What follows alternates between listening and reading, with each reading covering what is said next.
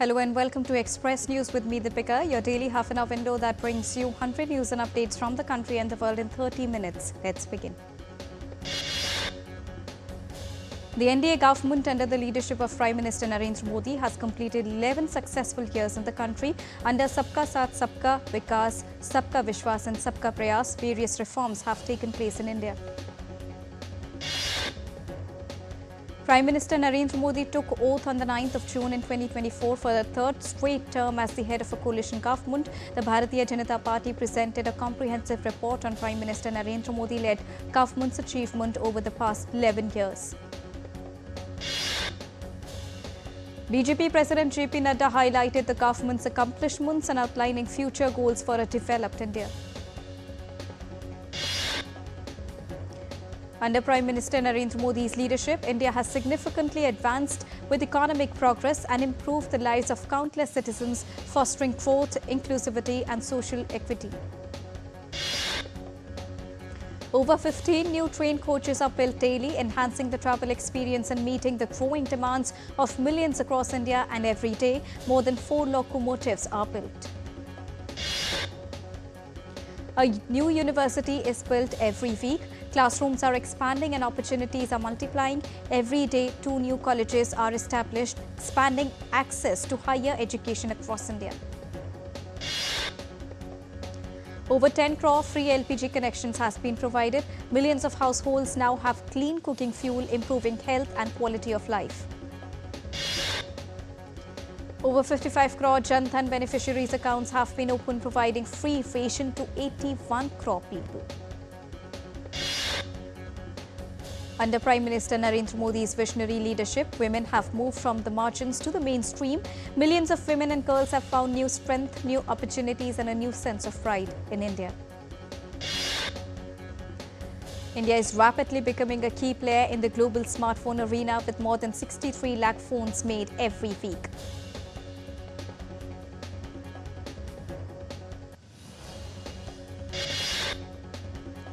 With unstoppable growth, innovation and resilience, India is shaping the future of the global economy. From startups to industry giants, the world is watching India lead the way.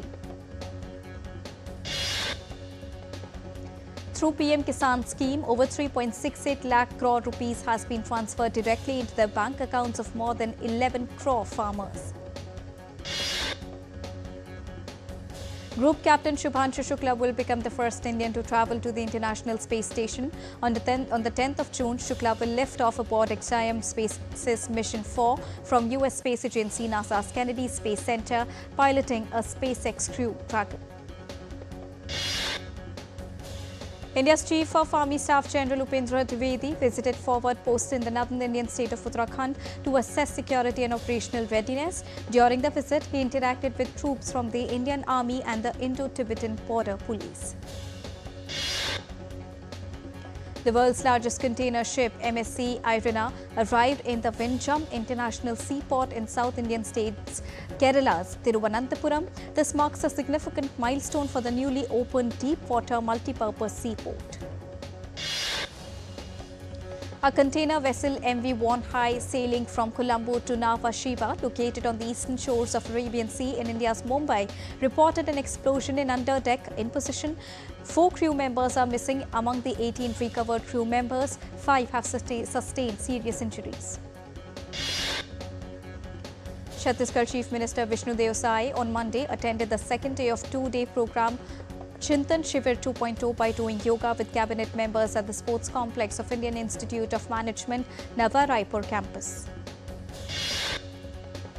India's Border Security Force has opened a dog training and breeding centre in the western state of Rajasthan. The centre aims to enhance border security operations along the border by utilising trained dogs. 13 passengers fell from a local train in Mumbai city of India's western state of Maharashtra. 4 people have lost their lives and 4 others are under medical treatment. Maharashtra Chief Minister Devendra Fadnavis has called the incident very unfortunate and extended his heartfelt tributes to the deceased and expressed grief to their families. Indian stock market started the week on a strong note, opening higher on Monday. Nifty climbs 100.15 points to over 20,000. Similarly, Indian equity benchmark indices Sensex rises 256.22 points to settle over 82,000. Indian rupee rises 5 paise to close at 85.63 against the US dollar. Gold futures maturing on the 5th of August were priced at 96,816 rupees per 10 grams on multi-commodity exchange. Silver futures for the 4th of July maturity stood at 106,90,000 per kilogram on the MCX. Fashion retailer Shine and partner Reliance Retail plan to rapidly expand their Indian supplier base and start overseas sales of Indian-made Shein branded clothes within 6 to 12 months. Crude oil prices held steady with Brent at $66.47 and West Texas Intermediate at $64.58 per barrel. New US solar energy installations are expected to fall over the next 5 years as the industry grapples with a shift in federal policy that favors fossil fuels, according to a report published by a top solar trade group. Stocks rallied on Monday on hopes that a fresh round of China-US trade talks later in the day will ease tensions between the economic superpowers. China's producer deflation deepened to its worst level in almost 2 years in May, while consumer prices extended declines as the economy grappled with trade tensions with the United States. The third United Nations Ocean Conference has commenced with world leaders gathered in the southern French city of Nice. The 5-day conference aims at accelerating action on protecting the world's ocean. At opening of the UN Ocean Conference in Nice, United Nations Secretary-General Antonio Guterres addressed the gathering and urged the states to ratify High Seas Treaty. French President Emmanuel Macron, while addressing the opening day of the conference, said that France, being the second biggest exclusive economic zone in the world, will do its part to increase the amount of protected marine zones around the planet. India's Minister of Earth Sciences, Independent Charge Dr. Jitendra Singh, represented India at the opening session of UN Ocean Conference. The minister is reiterating PM Modi's commitment to India's global engagement on ocean sustainability and marine cooperation. The Indian minister held bilateral with the UNESCO emissary, Vaidar, Executive Secretary of the Intergovernmental Oceanographic Commission. India's External Affairs Minister Dr. S. Jaishankar is currently on an official visit to France, further strengthening cultural and diplomatic ties between the two nations. On the first day of his visit, Dr. S. Jaishankar visited the prestigious BNF, which is France's National Library, home to some of the rarest treasures of ancient Indian heritage. In Los Angeles, demonstrators clashed with Iceland National Guard, ICE and DHS agents in the latest iteration of protests against the immigration raids that swept across Los Angeles over the weekend. US President Donald Trump defended his move to send in the National Guard, saying they will make sure there is law and order. California Governor Administration called it unlawful, urging Defense Secretary to rescind the deployment of the National Guard to Los Angeles and return control of the troops to the state. Los Angeles Mayor has criticized the Trump administration for provoking chaos in the city through its recent immigration raids that prompted mass protests throughout the weekend. Mexican President Claudia Sheinbaum has criticized the U.S. government and said that the phenomena will not be addressed with raids or violence and that Mexico always calls for peace and non-violence. U.S. President Donald Trump's order banning citizens of 12 countries from entering the United States took early effect on Monday. The travel ban forms part of Trump's policy to restrict immigration into the United States. A Gaza-bound aid boat carrying Greta Thunberg and other activists has been diverted to Israel. Country's foreign ministry said that the passengers are expected to return to their home countries. The Israeli army has retrieved the body of Hamas's military chief Mohammad Sinwar in an underground tunnel beneath the European hospital in Khan Yunis, followed a targeted operation last month.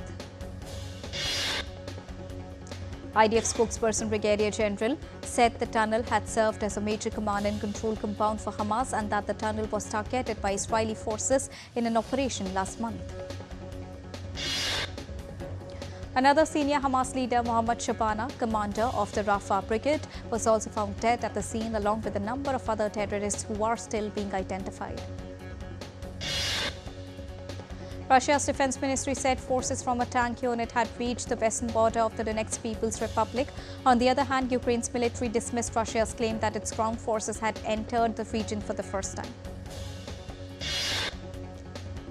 In a video address, Ukrainian President Volodymyr Zelensky vowed to press on with prisoner exchanges with Russia and said any failure by Moscow to uphold humanitarian accords cast doubt over US and other efforts to end the more than 3-year-old conflict. Former Bangladesh President Mohammad Abdul Hamid returned to Dhaka after receiving medical treatment in Bangkok. Hamid had departed on the 8th of May amid political unrest and a murder case filed against him in the month of January. His departure led to protests and demands for accountability. We are heading for a short break. We'll be right back. Launch a bombing campaign against Iran. The Philippines vessel suffered structural damage. The saga of child sexual abuse is the United States China's debt trap strategy. Truth is stranger than fiction. But sometimes hard to uncover.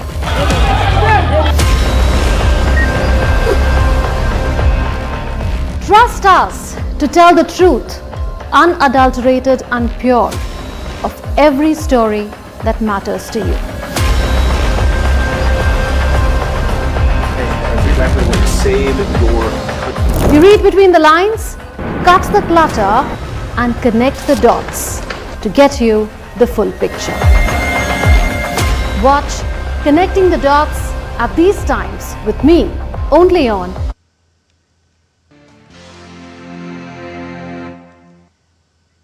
Welcome back after that short break. You're watching Express News. A strong 6.5 magnitude earthquake rocked Colombia's region, including the capital Bogota, causing widespread alarm. Authorities reported no casualties from the quake, but significant damage was sustained with homes and temples left in ruins. Heavy rains have battered China's Hunan province, resulting in severe waterlogging, road damage and emergency response activations. In India's northern state, Assam, floodwaters have started to recede as major rivers like the Brahmaputra show improvement following a recent drop in rainfall. The Indian Meteorological Department has issued a yellow alert for heavy rainfall across northeast India, affecting many regions. The Weather Department forecast rain, thunderstorms and gusty winds this week, with heavy showers expected in Tamil Nadu, Puducherry, Kerala and Mahe over the next 5 days. IMD warns of potential heat waves in Punjab, Haryana, Chandigarh, UP and Madhya Pradesh in the coming days. India's western state of Rajasthan faces severe heat wave conditions, with temperatures soaring as high as 48 degrees Celsius in some of the areas. A yellow alert for a heat wave has been issued for Delhi by the IMD, effective the 9th of June through the 11th of June. The Meteorological Department has predicted an impending heat wave likely to impact Jammu region in next few days. Jeju Island, China's largest volcanic island, is boosting sustainability through ecotourism, recycling initiatives and efforts to preserve its delicate ecosystem. Over 100 people in Rio de Janeiro formed a symbolic human chain called the Hug to Mark Ocean Day and promote marine conservation. South Africa has signed a 10-year pact to create no fishing zones around 6 key breeding sites to protect the endangered African penguin and promote marine biodiversity. Kenya Wildlife Service has begun an 18-day mission to translocate 21 eastern black rhinos to the Segera Conservancy, aiming to expand habitat and boost the national population. In Mongolia, Steppe Wind International Motorcycle Festival opened with over 2,000 bikers gathering in the central square to celebrate speed, freedom and motorcycle culture.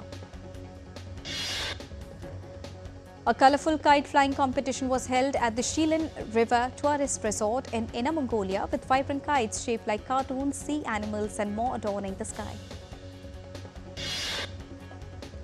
Bulgarian bakers have taken traditional pastry making to a new level by crafting a gigantic panitsa measuring about 1 kilometer long and weighing 400 kilograms.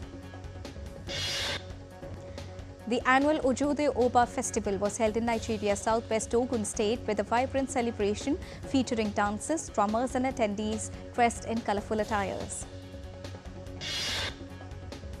Women took centre stage at the East Africa plus-size fashion affair in Kisumu, Kenya, using the runway to challenge stereotypes and celebrate body positivity. Ahead of the International Day of Yoga, the All India Institute of Ayurveda began a special 3-day Iyengar Yoga workshop from Monday in Delhi under the theme Yoga Samavesh. Celebrations are underway in Maharashtra's Nagpur for the 352nd coronation anniversary of Chhatrapati Shivaji Maharaj with patriotic fervour and cultural programs. Thousands of devotees gathered at the Tiruchendur Subramania Swami temple in Tamil Nadu to celebrate Vaikasi Visakam, also known as the Spring Festival. Preparations are in full swing in Odisha's Puri for the upcoming Jagannath Yatra that begins on the 27th of June with grand religious and cultural festivities. The Mazula Beach Festival kicked off at Vijayawada's Manginapudi Beach, featuring beach volleyball, heli fights, mango exhibitions, a music concert and 100-foot dosa cookout. The Border Security Force has launched a new dog training and breeding centre in Bikaner, for Rajasthan, focused on training indigenous breeds for deployment along Indian border. At the Tony Awards 2025 held in New York, Maybe Happy Ending was named Best Musical, with its star Darren Criss also taking home the award for leading actor in a musical. Maybe Happy Ending director Michael Arden also won the award for Best Director for a musical. Singer, songwriter and actress Nicole Scherzinger won the Tony Award for Best Leading Actress in a Musical after making her Broadway debut portraying Norma Desmond in Sunset Boulevard. Sarah Snook won the Best Actress in a Leading Role in a Play at the 2025 Tony Awards. Snook took on all 26 roles in the picture of Dorian Gray, her 1819 philosophical fiction.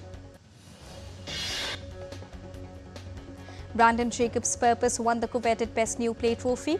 With this victory, he becomes the first black playwright since August Wilson in 1987 to win Best New Play.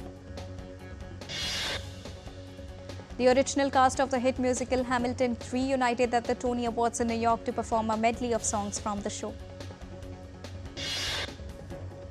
Popular actor Bertie Carpel is set to play Cornelius Fudge, the Minister of Magic in HBO's upcoming Harry Potter series.